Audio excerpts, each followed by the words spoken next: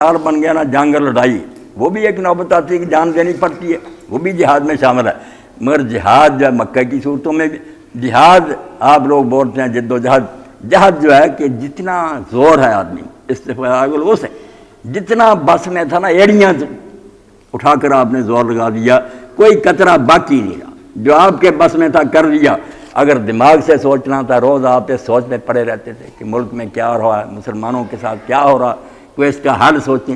زبان اور قلم سے آپ جو کچھ کر سکتے تھے لکھتے رہے، زبان سے کہتے رہے، مال خرچ کرنا چاہ دین کے لیے کرتے رہے، جانیں دینی پڑی، جو کوشش بھی دین کے لیے کر سکتے تھے کہ ایمان پر ڈٹے رہے، اللہ کے لیے سب کچھ چھوڑا اور پھر اللہ کی راہ میں پوری کوشش صرف کی۔ ان کے لیے بھی کیا ہوا پھر؟ ہم بغیر کچھ کیے ہوئے سارے جنت کے طالب ہیں، جنت ہماری ہے، مسلمانوں نہ گھبراؤ۔ اللہ نے اتنا کچھ ہونے کے بعد کیا کہا؟ اولئک یرجون رحمت اللہ، یہ لوگ اللہ کی رحمت کے امیدوار ہو سکتے ہیں۔ اب بھی نہیں کہہ سکتے کہ ہم ضرور جنت میں جائیں گے، جنت ہم لوگوں سے ملتی ہے، اتنا کچھ کرنے کے بعد بھی دعویٰ نہیں کر سکتے، جنت امید رکھ سکتے اللہ کی رحمت کے امیدوار۔ اور یہی بات اللہ کے رسول علیہ السلام نے فرمائی، جس کو لوگ غلط سمجھ گئے کہ عمل نہیں کرنے کی ضرورت، عمل کرنا ہے مگر عمل جنت کی قیمت نہیں، معاوضہ نہیں ہے، سبب ہے، جہاں جانے کے لیے کرنا پڑے گا، اس کے بغیر جنت نہیں ملے گی۔ مگر اگر کوئی کہے کہ یہ مول ہے، جیسے اٹی کو عورت کہے کہ یہ یوسف علیہ السلام کا مول ہے، یہ نہیں ہے، مفت میں دے دے اٹی کے اس کوئی آدمی کی، چل یوسف دے دیا، یہ انعام ہے اس کا۔ سبب یہ اختیار کرنا پڑے گا، جہاں یہ آتا کہ عمل کرو، اور وہاں آتا جزام بما کنتم تعملون، جو تم کیا کرتے تھے اس عمل کے بدلہ میں ملی۔ قرآن یہ کہہ رہا، حدیث رابطے نہیں کر سکتی، یہ ہے کہ یہ جانے کا سبب ہے۔ مگر اگر تم کہو قیمت ہے، قیمت ایک دن جنت میں رہنے کی بھی نہیں، نیکیاں تمہاری بنتی، ساری عمر نیکیاں کرو، کیا ہے تمہارے پلے؟ اس لیے آپ نے فرمایا کہ کوئی شخص جو ہے اس کو عمل نہیں جنت میں داخل کرے گا، اللہ کی رحمت کرے گی، اپنے پلے سے دے گا تب جنت کے حقدار ہو گئے۔ تو فرمایا ایمان والے مہاجر مجاہد اللہ کی رحمت کی امید رکھ سکتے ہیں، اور یہ امید جو ہے ان کی خالی نہیں جائے گی۔ واللہ غفور رحیم، اللہ بخشنے والا اور مہربان ہے، کوتاہیاں ہوگی تو بخش دے گا، ان کی نیکیاں قبول کرے گا، بڑا انعام ملے گا ان کی توقع سے بڑھ کر۔ مگر یہ مرحلہ جو ہے نا، یہ کانٹوں سے بھرا ہوا راستہ یہ طے کرنا پڑے گا۔ آرام سے بیٹھے چاہیں نا کہ جنت مل جائے، یہ نہیں ہوگا۔ وآخر دعوانا الحمدللہ رب العالمین، وصلی اللہ تعالیٰ علی خیر خلقہ سیدنا محمد وآلہ وصحبہ اجمعین۔ ہاں، سوال جواب کی بات شفیق کر، ہاں کچھ وقت ہے، ڈاکٹر صاحب آپ بھی کچھ بیان کرنا چاہتے ہیں، کچھ تیز کر دیں۔ شروع ہوا ہے تو اسلامی حکومت کے بارے میں بات ہوتی رہی ہے، جی جی، تو اس وقت چونکہ دنیا میں کہیں صحیح اسلامی حکومت نہیں ہے تو اس کی برکات کا کسی کو علم نہیں ہے۔ اس کی برکات تو اتنی ہے کہ جنگلوں کے درندوں پر بھی اس کا اثر ہوتا ہے۔ حضرت عمر بن عبدالعزیز رضی اللہ تعالیٰ ان کے زمانے کا واقعہ ہے کہ ایک شخص شہر سے کہیں جا رہا تھا، دور کہیں پہاڑیوں میں ایک چرواہے کو دیکھا کہ وہ بکریاں چرا رہا ہے، تو اس نے اس سے پوچھا بھائی کہاں سے آئے ہو؟ اس نے کہا میں شہر سے آیا ہوں۔ اس نے کہا کہ کوئی عادل حکمران آ گیا اوپر؟ اس نے کہا تمہیں کیسے پتہ چلا؟ اس نے کہا درندے ہماری بکریوں کو تنگ نہیں کر رہے آج کل۔ یہ وہاں تک بھی اثر پہنچتا ہے۔ عادل حکمران اللہ کی رحمت ہوتا ہے، ایک حد کو نافذ کر دینا۔ نبی علیہ السلام نے ہونا 40 دن رحمت کی بارش ہوتی رہے نا، اس سے بہتر کہ دنیا امن سے رہے، سزا جاری ہو جائے۔ جی ہاں، اس کو آگے پیچھے کرنا چاہیے، یقین صاحب وہ بدلنا ہی چاہیے۔ اس سے اگلا اتوار عید کے متصل جو اتوار ہے نا، وہ نہیں، پھر اجتماع ہوگا انشاءاللہ اس کے بعد والا اتوار۔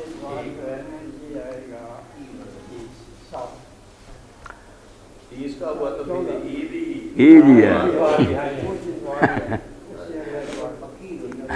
کیوں جی؟ ہو سکتا ہے اتوار کو عید ہو۔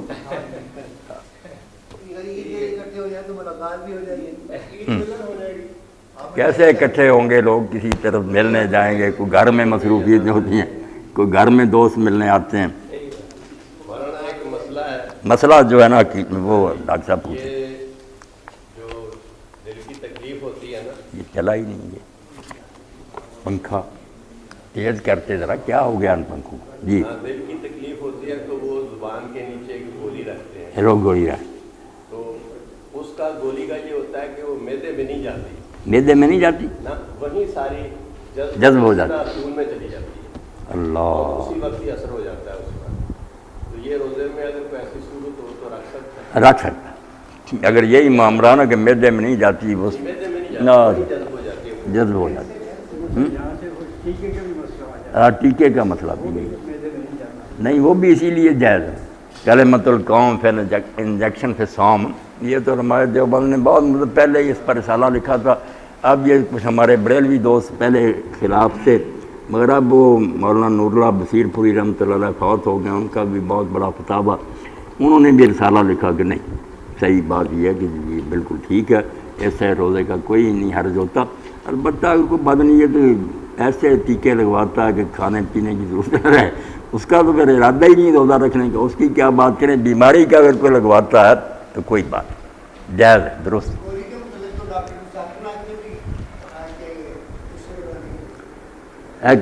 کل یا ایک آدھ دن پہلے جو ہوتے ہیں نا قارئین کے خطوط نوائے وقت میں، اس میں بھی کسی افسر نے نا تحقیق ڈاکٹر صاحب کی طرح لکھی تھی کہ میں جاتا رہا ہوں وہاں لاہور بھی، جو دیوبندیوں کا بڑا مدرسہ ہے، تو میں نے علماء کو سمجھایا کہ یہ گولی جو رکھتے ہیں نا معدے وغیرہ میں نہیں جاتی، صرف یہ اثر، تو انہوں نے کہا بالکل ٹھیک ہے، ہیئر اسٹار روزے پر کوئی اثر نہیں پڑتا، یہ اخبار میں اس نے دیا تھا۔ ہاں، یہ اس کا بھی کوئی حرج نہیں، ناک میں کان میں ڈالیں، اگر کوئی چیز حلق میں آئے تھوڑا بہت قطرہ تھوک دے آپ۔ اس پر بھی اس نے لکھا کہ کان کا تو جاتا ہی نہیں نا، کوئی راستہ ہی نہیں، حلق کا یا ناک کا ہو سکتا ہے کہ وہ اللہ اکبر بھی۔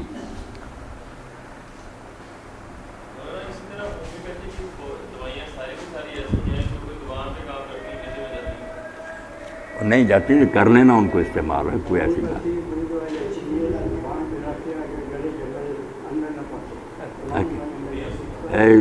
سہیل صاحب ہے، حکیم صاحب تو کہہ رہے ہیں کہ جاتی ہیں اندر۔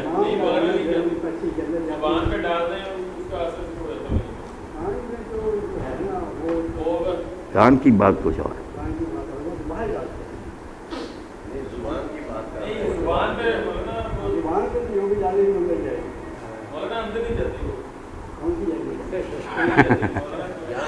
نہیں، ایک جانا تو حکیم صاحب ایسے ہے نا کہ ہم نے ٹھنڈا پانی منہ میں ڈالا تو پھر بے شک تھوک ہی دے، وہ ٹھنڈک سی محسوس ہوتی ہے اندر، وہ تو اور بات ہے۔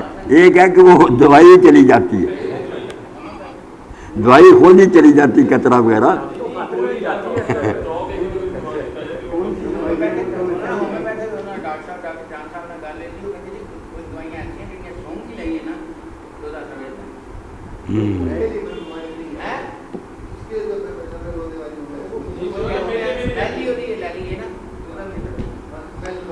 اللہ کا دین بیٹا آسان ہے، تنگ نہیں کرنا چاہیے، جو کھانا پینا ہے نا۔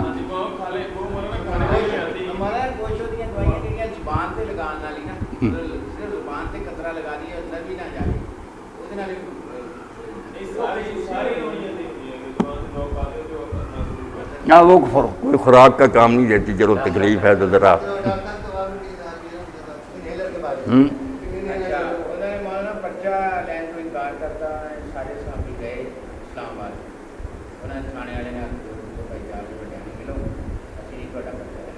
اچھا درج کر لیے۔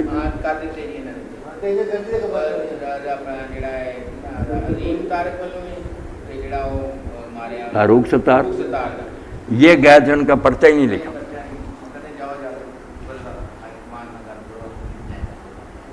ہائی کمان کے حکم ہے یہ سارے، وہی ظلم کرا، یہی بات یہ آپ ہی کرا رہے ہیں۔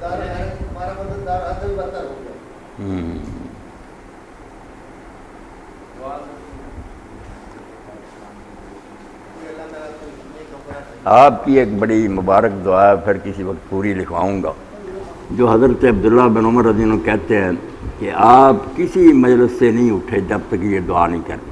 جب کوئی اکٹھا ہوتا تھا نا، بات چیت ہوتی تھی، جب ختم کرتے تھے تو اٹھنے سے پہلے یہ دعا کر کے جاتے۔ لمبی ہے دعا، بہت عمدہ، بہت اعلیٰ، اور اس کا آخری ٹکڑا جو ہے نا وہ ان دنوں میں ہمیں بہت پڑھنا چاہیے، وَلَا تُسَلِّطْ عَلَيْنَا بِذُنُوبِنَا مَن لَّا يَرْحَمُنَا، اے اللہ ہمارے گناہوں کو دیکھتے ہوئے ہم پر ایسے لوگوں کو مسلط نہ کرنا جو ہم پر رحم نہ کھائیں، ظالم ہوں، رحم نہ کرے۔ یہ بالکل آخری اس کا حصہ، وَلَا تُسَلِّطْ عَلَيْنَا بِذُنُوبِنَا مَن لَّا يَرْحَمُنَا۔ ہم بھی اپنے گناہوں پر نظر ڈالیں، معافی مانگیں، پوری امت مجرم ہی ہے نا، اسلام کے لیے تو کوئی کرتا نہیں۔ جو دینی لوگ تھے ان کا بھی کیا حال ہے، اب سب لوگ دیکھ رہے تھے، کارروائی سن رہے تھے، کوئی معاشرہ پلے تھا، جب وہ عدالت کہہ رہی تھی ٹھیک ہے، وہ بھی بہانہ ہی بنا رہے تھے، مگر بہانہ تو ٹھیک تھا کہ قاضی صاحب آپ سب لوگ جب سے پارلیمنٹ میں آپ نے کیوں یہ قانون پاس کیا، کیوں یہ ترمیم منظور کی، یہ سب کچھ اس میں کیوں اس کو استثناء دی، اب ہمارے کندھوں پر آپ بوجھ ڈال رہے ہیں، آپ کے کرنے کا کام جو تھا وہ کیوں نہیں کیا، کوئی جواب نہیں آتا۔ اب معافی مانگتے ہیں، معافی مانگتے ہیں، کیا معافی مانگنی بیڑا غرق کر کے۔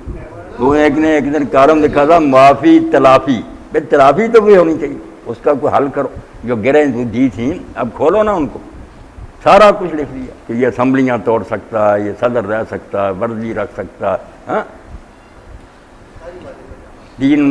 تیسری مرتبہ وزیر اعظم نہیں بن سکتا۔ یہ راستے تو روکے نا بے نظیر کے اور نواز شریف کے، اگر جمہوری نظام ہے 100 بار کوئی چنے، آپ کو کیا تکلیف، صرف یہ کہ وہ آ گئے ہمیں کوئی نہیں پوچھے گا، ووٹ تو ان مولویوں کو دیتا کوئی نہیں، یہ تو حقیقت ہے نا، ایجنسیاں کسی جگہ کامیاب کرا دیتی ہیں، بعد میں کام لیتی رہتی ہیں، بہت کام خراب ہوا۔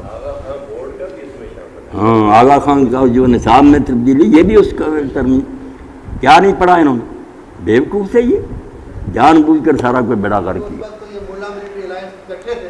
رائنس ہی ہے یہ۔ جب تک تائی صاحب قرآن پڑھتے ہیں نا کہ موسیٰ علیہ السلام کو حکم ہوا کہ 3 بندوں کی طرف سے، باقی قوم تو تھی نا، فرعون کی طرف، حامان کی طرف، قارون کی طرف، اب پڑھ رہے ان کے حالات تو پتہ چلتا ہے کہ فرعون سیاسی حکمران تھا، قارون سرمایہ دار تھا، حامان جو تھا وہ مذہبی پیشوا تھا، یعنی تینوں جو تھے نا سیاست، معیشت اور مذہب اکٹھا، اتحاد ثلاثہ تھا، تینوں کچل رہے تھے۔ وہ حامان صاحب آشیرواد دیتے تھے، دعائیں کرتے تھے اللہ تیرا اقتدار قائم رکھے۔ اب بھی مشائخ اعظام کی کانفرنس بلائی تھی مشرف صاحب نے، بڑے بڑے پیر گئے تھے گدی نشین، ہاں مشائخ ہی اسلام کو بچا سکتے، کیا اسلام ہے، مشائخ کے پاس کوئی اسلام ہے، مشائخ نے تو اسلام کو تباہ کیا، انہوں نے زمین خدا کی کافروں کو دے دی کہ من مرضی کرو، یہ اللہ ادا کرانے کے لیے بیٹھ گئے۔